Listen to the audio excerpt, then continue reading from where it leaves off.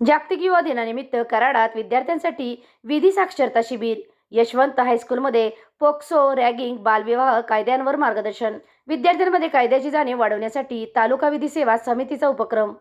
महाराष्ट्र राज्य विधी सेवा प्राधिकरण यांच्या निर्देशानुसार आणि मान्य प्रमुख जिल्हा व सत्र न्यायाधीश तथा अध्यक्ष जिल्हा विधी सेवा प्राधिकरण सातारा श्री एस वाघमारे, मान्य जिल्हा व सत्र न्यायाधीश 1 तथा अध्यक्ष तालुका विधी सेवा समिती कराड श्रीमती UL जोशी तसेच मान्य सचिव श्रीमती NN बेदरकर यांच्या मार्गदर्शनाखाली जागतिक युवा दिनानिमित्त सोमवारी 12 जानेवारी 2026 रोजी कराड येथील रयत शिक्षण संस्थेच्या यशवंत हायस्कूलमध्ये विधी साक्षरता शिबिर संपन्न झाले.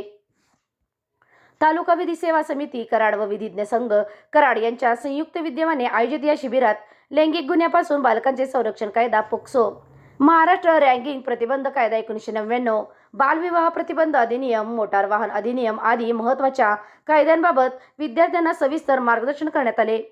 कार्यक्रमाच्या व्यासपीठावर भाई केशवराव पवार इंग्लिश मीडियम स्कूलच्या मुख्याध्यापिका तांबेकर मॅडम, रयत शिक्षण संस्थेचे जनरल बॉडी सदस्य ॲडव्होकेट सत्यजित पवार उपस्थित होते.